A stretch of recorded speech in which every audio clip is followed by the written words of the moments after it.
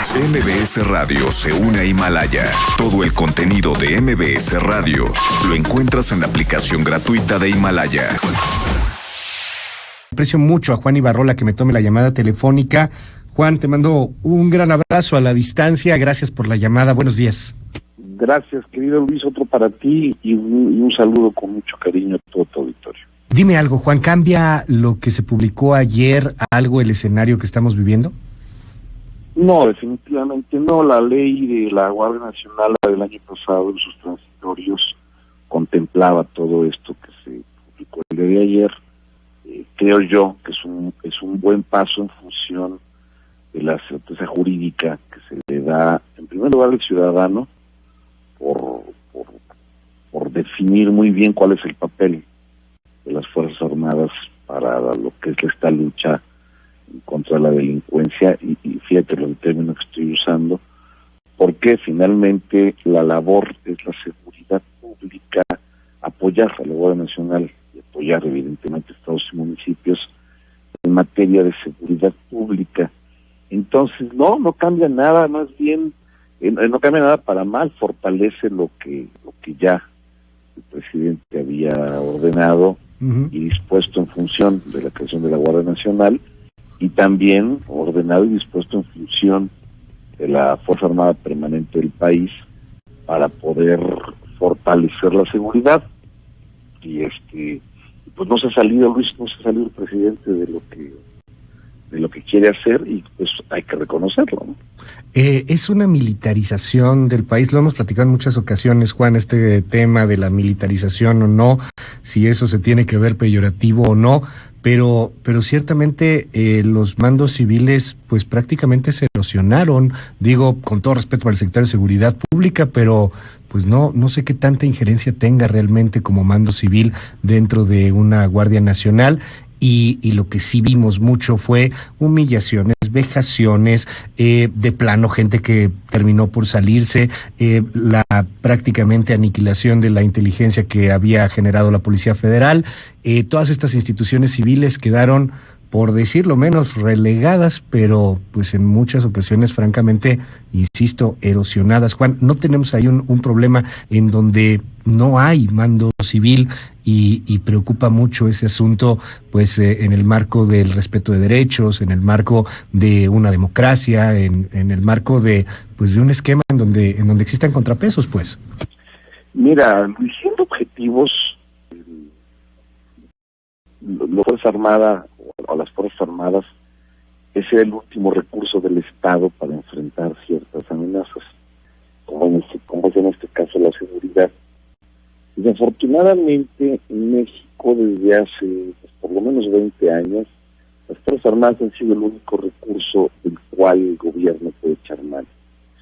Efectivamente, si lo llevamos al terreno estricto de la desaparición de la Policía Federal contra la creación de la Guardia Nacional, pues sí hablamos de una institución, de un ente completamente militar, es decir, el propio comandante general de la Guardia es un militar, los mandos operativos y casi todos los administrativos son militares, y se impone la disciplina, se impone la justicia militar. Eso es importante, Luis.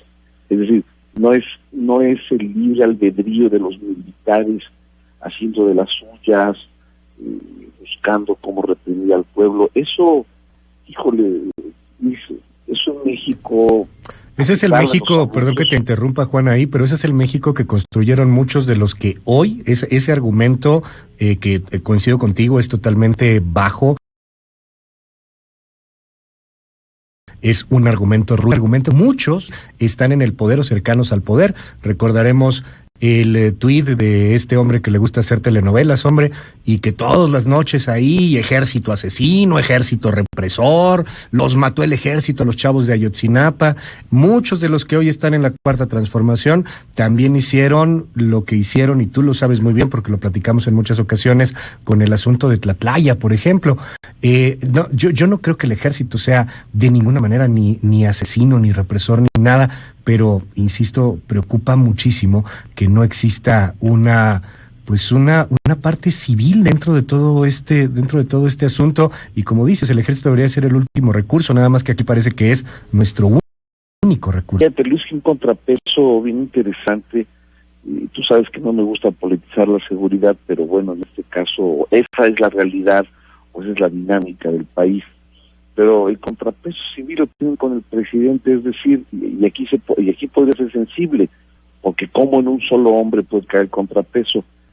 Bueno, constitucionalmente así es, o sea, constitucionalmente lo tiene, siempre ha sido un civil el que ha comandado a las Fuerzas Armadas desde la Constitución del 17. Que me dirá, yo no, Juan, y el general Obregón, ellos no eran militares profesionales, ellos no eran militares de arma, ellos no estudiaron en el colegio militar, ni siquiera Ávila Camacho, o sea, ellos eran ciudadanos armados, producto de una circunstancia de la guerra revolucionaria, y por eso fundamenta esto que te comento, o sea, el contrapeso lo tienes en ese comandante supremo, que es un civil, y que ordena a las Fuerzas Armadas, es decir, Fuerzas Armadas bajo las órdenes de un civil que fue electo democráticamente, y en este caso pues no hay cambio, es decir, el presidente hasta el día de hoy, esto es importante reconocerlo, no le ha dicho a las Fuerzas Armadas que hagan algo que esté fuera de la ley, y en un determinado momento, como bien lo estás diciendo tú, los que antes se oponían, ahora pues tienen que aceptarlo y apoyarlo, es decir, esa foto de Maya Delgado diciendo no a la militarización del país, cuando fue lo de la ley de seguridad interior, pues es más clara que nada, cuando pues hoy tienen que apoyar. Pues yo me atrevo a decirle un poco más también, Juan, o sea, la foto y el discurso del presidente, el presidente les dijo asesinos a los marinos, dijo que estaban matando jóvenes en algún momento.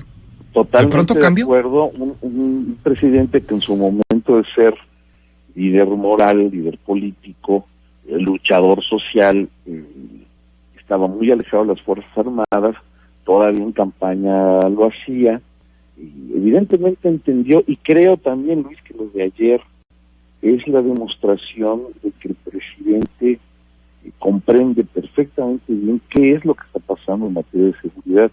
Tenemos un problema urgente a resolver y no se ha resuelto. Entonces, creo yo que esta medida podrá generar un mejor estado legal para que estas cosas pasen y el presidente tenga, o más que el presidente, todo el Estado mexicano tenga un soporte para cualquier tipo de acción que se vayan a dar. Las acciones va a haber acá, no lo sé, el presidente ha insistido mucho en que su gobierno no va a detener delincuentes, sino más bien va a generar soporte para que el problema de fondo se corrija. Eso no creo que vaya a cambiar, pero lo que seguramente sí va a cambiar la estrategia, y esta es una de las razones por las que ayer el decreto se promulga en el día del fin. Juan, te aprecio muchísimo que nos hayas tomado esta comunicación y bueno, pues vamos a seguir ahí muy de cerca. Creo que esto también es un asunto en donde nos aclaras muy bien, no cambia el escenario, o sea, lo que hoy estamos viendo, vamos a seguirlo viendo, se les dota de alguna u otra manera de mayores facultades, y para cerrar quisiera preguntarte sobre la temporalidad. Indica es por 5 años. ¿Qué va a pasar en el 2024, Juan, con respecto a la ley?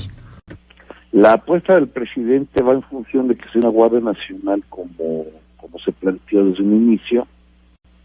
Creo que también se está demostrando que no se puede construir una institución como la que se pretende en un corto plazo. Por eso es la temporalidad, Luis. Ojalá les salga por el bien de México y de nosotros como ciudadanos, y que entonces adquiera ese carácter civil, esa tutela civil.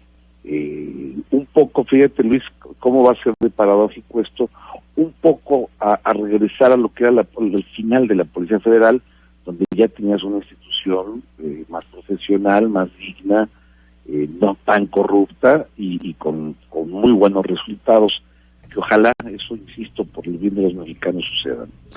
Nos dicen aquí, creo que tienen toda la razón, Juan, en el WhatsApp, te escriben mucho y preguntan,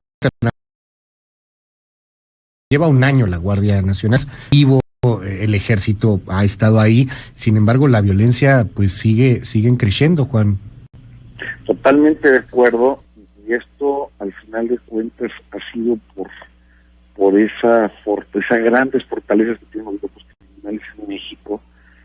Definitivamente el presidente, al igual que muchos presidentes al inicio de su sexenio, pues quieren procurar e intentar estrategias diferentes.